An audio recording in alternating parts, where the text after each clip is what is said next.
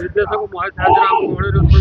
ଯାତ୍ରା ସିଂହ ବାହିନୀ ଆୟୋଜନ ବଜରଙ୍ଗୀ ନାଟକ ଯେତେବେଳେ ଓପନିଂ କଲା, ଓପନିଂ ନେଇକି ଆପଣ କ'ଣ ଆଶାବାଦୀ ଥିଲେ? ଆଶାରୁ ଅଧିକା ଦର୍ଶକ ଆଜି ଅଛନ୍ତି, ଯୋଉଟା କି କେହି ବି ଆଶା କରିନଥିଲେ ଏତେ ସଂଖ୍ୟାର ଦର୍ଶକ ଆସିବେ। ତାଙ୍କୁ ନେଇ କ'ଣ କହିବେ? ଜୟ ଜଗନ୍ନାଥ, ଜୟ ଜଗନ୍ନାଥ। ମୁଁ ନିର୍ଦ୍ଦେଶକ ମହେଶ ହାଜରା। ଆଜି ମଞ୍ଚସ୍ଥ ହଉଛି ନାଟକ ତୁ ମୋ ବଜରଙ୍ଗୀ ଯାତ୍ରାରାଣୀ ସିଂହ ବାହିନୀରେ। ଆମେ ଯେତିକି ଦର୍ଶକ ଆଶା କରିଥିଲୁ ତାଠୁ ଅଧିକ ଦର୍ଶକ ପାଇଛୁ। ମୁଁ ତ ଅଳ୍ପ ଦିନର ଯାତ୍ରା ନିର୍ଦ୍ଦେଶକ, ତଥାପି ଯେତିକି ଆଜି ଦର୍ଶକ ପାଇଛି ମୁଁ ବହୁତ ଖୁସି। ଅନ୍ତତଃ ମତେ ଅନୁଭବ ହଉଛି ଏହା ଏକ ଖଣ୍ଡଗିରିର ଦ୍ୱିତୀୟ ରୂପ ବୋଲି ମତେ ଲାଗୁଛି। ସେଇଭଳିଆ ଅନୁଭବ ହଉଛି।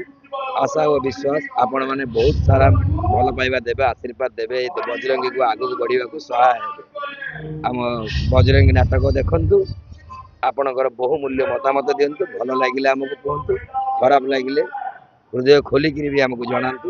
ସେଥିରେ ଆମ ତ୍ରୁଟି ଯାହା ଥିବ ଆମେ ତାକୁ ସଂଶୋଧନ କରିବାକୁ ଚେଷ୍ଟା କରିବୁ। ପୁଣି ନିଜକୁ ଆମେ ମାର୍ଜିତ କରିବୁ ଗୋଟେ ଭଲ ନାଟକ ଦେବା ପାଇଁ। ଖଣ୍ଡଗିରି ଯାତ୍ରା ଆସୁଛି, ଖଣ୍ଡଗିରି ଯାତ୍ରା ପୂର୍ବରୁ ଏମିତି ଏକ ପିୟୁଷକୁ ନେଇକି ଏମିତି ଲେଖିବା ଦୁନିଆ ଚରିତ୍ର କରିବା ଗୋଟେ ନିଆରା ହବ କି ସବୁ ନାଟକ? ନିଶ୍ଚିତ ଏହା ଏକ ଯାତ୍ରା ଇତିହାସ ପାଇଁ ବହୁତ ଭଲ କଥା। ଏତେ ଅଦିନିଆ ଖଣ୍ଡଗିରି ମେଳା ହେଲା ଭଳିଆ ଗୋଟେ କଥା ଏଟା। ଜାନୁଆରୀ 5 ଆମେ ଡିକ୍ଲେୟାର କରିଥିଲୁ ନାଟକ ମଞ୍ଚସ୍ଥ ହବ, ପିୟୁଷ ତ୍ରିପାଠୀ ଚଢିବେ। ଗୋଟେ ଯାତ୍ରା କଳାକାର ପିୟୁଷ ପାଇଁ ଏତେ ମାତ୍ରାରେ ଦର୍ଶକ ଭଲ ପାଇବା, 6000 ଦର୍ଶକ ଆଉ ଗୋଟେ ଛୋଟିଆ କଥା। ହୁଏତ ଲୋକମାନେ ଖରାପ ଅର୍ଥରେ ନେଇପାରନ୍ତି। ମୁଁ ନିର୍ଦ୍ଦେଶକ ହିସାବରେ ମୋ ଚୌକି ମଧ୍ୟ ମୁଁ ଖୋଜିକି ପାଉନାହିଁ, ଯାହାକି ମୁଁ ଗ୍ରୀନ ରୁମ୍ ରେ ବସିକି ନାଟକ କେବଳ ଅଡିଓ ମାଧ୍ୟମରେ ଅନୁଭବ କରୁଛି। ତାର କାରଣ ହଉଛି ମ୍ୟୁଜିକ ସେକ୍ସନରେ ଯୋଉ ମୁଁ ଚେୟାରରେ ବସିଥିଲି, ସେଠି ମଧ୍ୟ ଦର୍ଶକ ବହୁ ମାତ୍ରାରେ ଆସିଥିବାରୁ ସେଠି ବି କିଛି ଦର୍ଶକ ବସୁଛନ୍ତି। ଯେହେତୁ ଆମେ ନାଟକ ପରିବେଷଣ କରୁଛୁ ଦର୍ଶକଙ୍କ ପାଇଁ, ଆମେ ଚୌକି ପାଇଁ ଆସିନୁ। ତେଣୁ ତାଙ୍କୁ ମଧ୍ୟ ଚୌକି ଦେଇକି ଆମେ ପଛରେ ବସିବାକୁ ବାଧ୍ୟ ହେଇଛୁ। ସେଇଟା ହିଁ ଖୁସିର କଥା। ଯାତ୍ରା ପଟେ ଆମେ ଦେଖିଲୁ କାହାର ରପଟ ବୁଲୁଛି, କାହାର ଘୋଡ଼ା ବୁଲୁଛି, କିଏ ସାପ ଧରିକି ନାଟକ କରୁଛି। ଆପଣଙ୍କର ଏଇ ଯୋଉ ଭିନ୍ନ କାହାଣୀ, ବଜରଙ୍ଗୀକୁ ନେଇକି କାହାଣୀ, କିଏ କେମିତି ଟକ୍କର ଦେଇପାରିବ ଖଣ୍ଡଗିରି ମେଳାରେ ଆଉ ଯାତ୍ରାରେ? ଆଜ୍ଞା, ନାଟକ ଆମେ ଆଜି ପ୍ରଥମ ରାତିରେ ପରିବେଷଣ କରିଛୁ। ନାଟକରେ ଆମେ ଟକ୍କର ଦବୁ କି ଆମେ ଫେରି ଆସିବୁ ପଛକୁ, ତାହା ଦର୍ଶକ ହିଁ କହିବେ। ତେଣୁ ତ ଆମେ ମୂଳରୁ କହିଛି ସେ ଗୋଟେ କଥା, ଦର୍ଶକ ମାନଙ୍କୁ ଯଦି ଭଲ ଲାଗିବ ସେମାନେ ହୃଦୟରୁ ଆମକୁ ଆଶୀର୍ବାଦ ଦେବେ ଏବଂ ନାଟକ ଦେଖିବା ପାଇଁ ଯାତ୍ରା ପାର୍ଟିକୁ ଆସିବେ। ଯଦି ଖରାପ ବି ଲାଗିବ ଆମକୁ ସେମାନେ ଆରାମସେ କମେଣ୍ଟ ମାଧ୍ୟମରେ ଜଣେଇବେ ଯେ ନାଟକ ଆପଣଙ୍କର ଏଇ ଜାଗା ତ୍ରୁଟି ଅଛି, ଏହା ଖରାପ ହେଇଛି। ସିନେମା ଯାତ୍ରାକୁ ଭଲ ଭାବରେ ଜାଣିବେ। ଆଜ୍ଞା, ଯାତ୍ରା ପାଇଁ ଫିଟ୍ ନା ସିନେମା ପାଇଁ?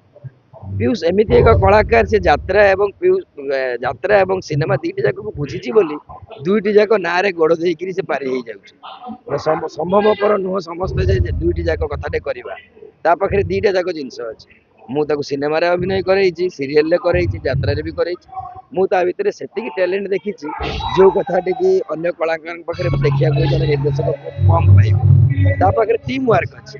ଜଣେ ନିର୍ଦ୍ଦେଶକ କଣ ଖୋଜୁଛନ୍ତି, କଣ ଚାହୁଁଛନ୍ତି, ଭାବିବା ପୂର୍ବରୁ ଜଣେ ଭାବିପାରେ ଯେ ସାର୍ ମୋତେ ଏହା ଭାବୁଥିଲେ ବସିକିରି, ସାର୍ ଏଇଟା ଚାହୁଁଛନ୍ତି କି ଆପଣ?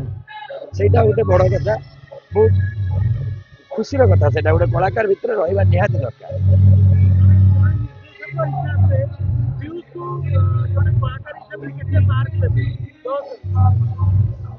ମୁଁ ତାକୁ ଜମାରୁ ମାର୍କ ଦେବିନି, ଏଇଥିପାଇଁ ଦେବିନି, ମାର୍କ ନେଇକି ତା ଅହଙ୍କାର ବଢି ନ ଯାଉ ତା ଅଭିନୟରେ। ସେ ଜଣେ ଭଲ କଳାକାର ଖାଲି ନୁହଁ, ସେ ଜଣେ ଭଲ ମଣିଷ। ଦୀର୍ଘ ଦିନର ତାର ମୋର ସମ୍ପର୍କ କେବଳ ନିର୍ଦ୍ଦେଶକ କଳାକାର ନୁହଁ, ଆମର ଭାଇ ଭାଇର ସମ୍ପର୍କ, ଘରୋଇ ସମ୍ପର୍କ। ଏତିକି ଭଗବାନଙ୍କ ପାଖରେ ପ୍ରାର୍ଥନା କରିବି ସମସ୍ତଙ୍କ ହୃଦୟ ସେ ଜିତି ଚାଲିଥାଉ। ଏମିତି ଭଲ ମଣିଷ ବୋଲି ସମସ୍ତେ ତାକୁ କୁହନ୍ତୁ, ଭଲ କଳାକାର ପଛେ ନ କୁହନ୍ତୁ। ଜୟ ଜଗନ୍ନାଥ।